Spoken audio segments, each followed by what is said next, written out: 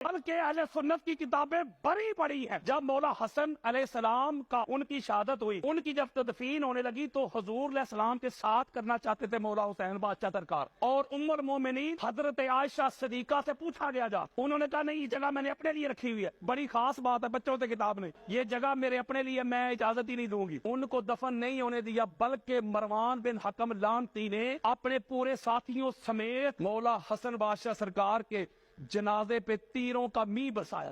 یارو جن کا حق ہی نہیں بنتا، نبی کی وراثت ہی نہیں ہوتی، تو یہ کیسے بن گئے؟ جب نبی کی وراثت تقسیم نہیں ہوتی، ذرا عدل کے ساتھ فیصلہ کیجئے گا۔ جو آگے الفاظ ہیں نا بخاری میں مسلم میں، جب بی بی نے دلائل دیے، جب بات قبول نہ کی گئی تو پھر الفاظ آگے بخاری میں مسلم میں مسند احمد بن حنبل فہاجرت فغاضب، کہ پاک سیدہ پھر غضبناک ہو گئی، ناراض ہو گئی، خفا ہو گئی، تعلق توڑ لیا، لا تکلمہ حتی ماتت، یہاں تک جب تک پاک سیدہ ظاہراً حیات رہی حضرت ابوبکر سے کلام بھی نہیں کیا، اور رات کے اندھیرے میں وصیت کی مولا علی علیہ السلام کو۔ بخاری پڑھ رہا ہوں یار، کہ رات کی تاریکی میں پاک سیدہ کی نماز جنازہ مولا علی علیہ السلام نے پڑھائی۔ ایک روایت میں پیچھے 7 لوگ تھے، ایک میں 6 لوگ تھے، ایک میں 8 لوگ تھے، ایک میں 11 لوگ تھے، اور حضرت ابوبکر اور حضرت عمر کو خبر تک نہ دی۔ گستاخی نہیں کر رہا کسی کی یار، روایت پڑھ کے دے رہا ہوں یار۔ کسی کو اگر میری بات پہ اختلاف ہو تو یہ میرے موبائل میں پڑھی ہے، ساری حدیثیں ابھی دیتا ہوں جو ہماری کتابوں میں لکھا ہوا وہ بتا رہا ہوں۔ اس میں لکھا ہوا ہے کہ پاک سیدہ ناراض ہو گئی، غضبناک ہو گئی، اور اسی بخاری میں یہ بھی حضور علیہ السلام کا فرمان ہے نا، قال رسول اللہ فاطمہ تو بدعۃ منی فمن اغضبها اغضبنی، فاطمہ میرا ٹکڑا ہے، جس نے فاطمہ کو ناراض کیا اس نے مجھے ناراض کیا۔ اور ایک اور روایت جس کو امام حاکم المستدرک میں لے کے آئے، امام احمد بن حنبل نے بھی لیا، آقا علیہ الصلوۃ والسلام نے فرمایا کہ ان اللہ یغضب لغضبک ویرضی لرضاک، اے بیٹی فاطمہ جس سے تو ناراض ہوتی ہے، جس سے تو غضبناک ہوتی ہے، اس سے اللہ ناراض ہوتا ہے، اور جس سے تو راضی ہوتی ہے اس سے اللہ راضی ہوگا۔ جس سے اللہ راضی ہو وہ کون ہوتا ہے؟ رضی اللہ۔ فرض کریں مجھ سے اللہ راضی ہے، میں رضی اللہ ہوں، بھائی سے اللہ راضی ہے، یہ رضی اللہ ہے۔ اس کو رضی اللہ کہنا ہے تو رضی اللہ کہنے سے پہلے، لکھنے سے پہلے پڑھ مار لیا کر۔ اگر تو اس رضی اللہ پہ بطول راضی ہے تو وہ رضی اللہ ہے، اگر بطول راضی نہیں تو رضی اللہ نہیں، لعنت اللہ۔ میں کسی رضی اللہ کا نام ہی نہیں لے رہا، وہ شریعت دے رہا ہوں۔ حضور نے فرمایا جس سے فاطمہ راضی ہو میں راضی، جس سے فاطمہ ناراض میں ناراض۔ اور آگے کہا کہ کچھ لوگ ایسے بھی ہوں گے جو توحید کی بات کریں گے، وہ اللہ کافی والوں، اللہ کافی والوں کو حضور نے کہا پھر سنو، اللہ بھی اس سے راضی ہے جس سے بطول راضی۔ یہ چونکہ روایات ہماری کتابوں میں ہے نا، اہل سنت میں کہا جاتا ہے کہ قرآن کے بعد بخاری ہے، بڑے سے بڑا کٹر ناسبی بھی نا اس پر ذرا ہی نہیں کرتا۔ اب انہوں نے سوچا ہے حل کی کریے، ہماری کتابوں میں لکھا ہے کہ پاک سیدہ کی ناراضگی تو اللہ کی ہو جاتی، بندہ تے گیا نماز روزے بھی گئے۔ اب انہوں نے کیا پتا کہ کیا کہا، میں ایک مولوی صاحب کی تقریر سن رہا تھا، نام نہیں لے رہا، وہ کہہ رہے تھے بھائی شیعہ لوگ، حالانکہ کہ بخاری رہ کہتا ہے شیعہ لوگ، اس کا مطلب بخاری بھی پھر شیعہ ہی ہوا نا۔ وہ کہتے ہیں شیعہ لوگ کہتے ہیں کہ فدق کے معاملہ میں حضرت ابوبکر صدیق نے پاک سیدہ کو ناراض کر دیا، تو حضور نے فرمایا تھا جس نے پاک سیدہ کو ناراض کیا اس نے محمد کو کر دیا۔ اگر یہی بات مان لی جائے تو پاک سیدہ کو تو مولا علی نے بھی ناراض کیا۔ اب وہ دلیل کیا دے رہا ہے وہ ذرا توجہ کے ساتھ سنیے گا۔ روایت یہ پیش کر رہا ہے کہ جب ابو جہل نے، ابن حشام نے مولا علی علیہ السلام کی بارگاہ میں ایک خواہش کا اظہار کیا کہ میں اپنی بیٹی کی شادی آپ سے کروانا چاہتا ہوں، ذرا توجہ میری طرف رکھنی ہے آپ نے۔ وہ کہتے ہیں کہ جب مولا علی، مولوی صاحب کہتے ہیں مولا علی دوسری شادی کرنا چاہتے تھے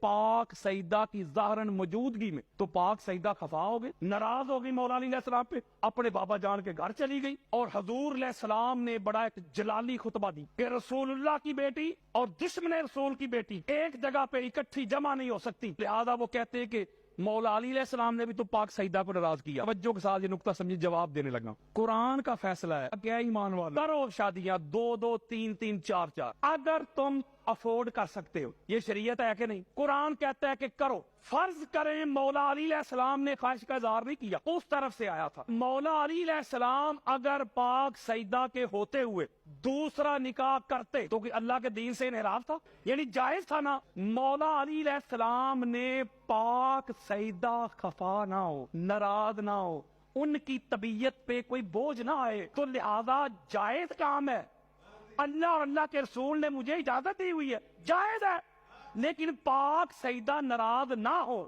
جائز کام بھی چھوڑا کہ نہیں؟ شریعت ہے، اللہ کے رسول نے اجازت دی ہے، شریعت مصطفیٰ ہے، لیکن پاک سیدہ ناراض نہ ہو کہ ان کی طبیعت پہ بوجھ نہ آئے۔ حضور علیہ السلام نے جو جملہ کہا، جو جملہ انہوں نے گڑھا ہوا ہے کہ حضور نے فرمایا تھا کہ محمد مصطفیٰ کی بیٹی اور دشمن رسول کی بیٹی ایک گھر میں جمع نہیں ہو سکتی۔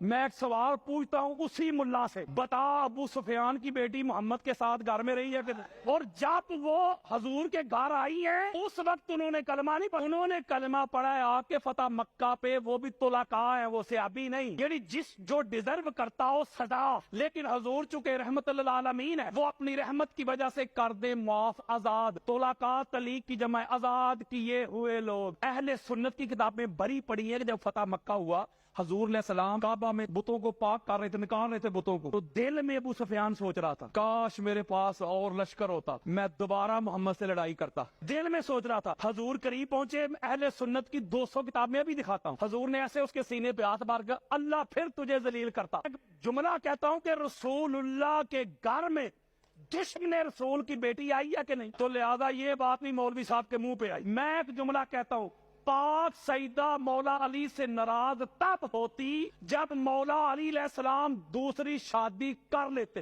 مولا علی علیہ السلام نے پاک سیدہ کی ناراضگی کو ملحوظ خاطر رکھتے ہوئے جائز کام بھی چھوڑ دیا۔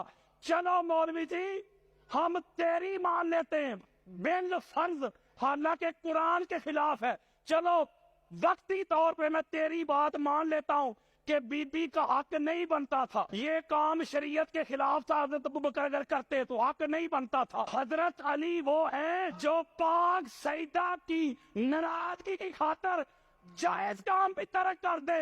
اگر حضرت ابوبکر کو اتنا خدشہ ہوتا کہ پاک سیدہ کی ناراضگی رسول اللہ کی ہے، اللہ کی ہے، میرا کچھ نہیں بچے گا، تو پھر بے شک وہ جائز بھی تھا۔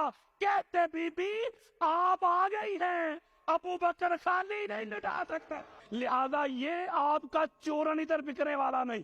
وہ کہتے جو ٹھیک ہے جی مان لیتے ہیں۔ حضرت ابوبکر صدیق نے فتق نہیں دیا، حضرت عمر نے بھی فتق نہیں دیا، حضرت عثمان نے بھی فتق نہیں دیا، تو جب حضرت علی خلیفہ بنے تو انہوں نے بھی تو نہیں نہ دیا۔ جو قانون پہلے 3 خلافات پہ آپ لگاتے ہیں وہی مولا علی پہ لگے۔ اب اس کا جواب سنیں، مولا علی علیہ السلام کی جو ظاہراً خلافت ملی ہے 4تھے نمبر پہ، پہلے دن سے لے کے شہادت تک کوئی ایک دن ایسا نہیں گزرا مولا کی خلافت میں جس میں کوئی سکون کا سانس ملا ہو، سکھ کا سانس ملا۔ بڑے لوگ ادھر بیعت کر کے گئے، بصرہ جا کے بیعت توڑ دی، ادھر ساتھ دینے کا وعدہ کر کے گئے، ادھر ایک لشکر تیار کر کے مولا کے سامنے آ، جنگ جمل ہوئی، صفین ہوئی، نہروان ہوئی، کبھی کوفہ پہ حملہ ہو رہا ہے، کبھی بصرہ پہ حملہ ہو رہا ہے، کبھی ادھر شور سے شروع ہو گئی ہیں، کہیں ادھر ہو رہے ہیں، کہیں شام میں نئی حکومت کا اعلان ہو رہا ہے۔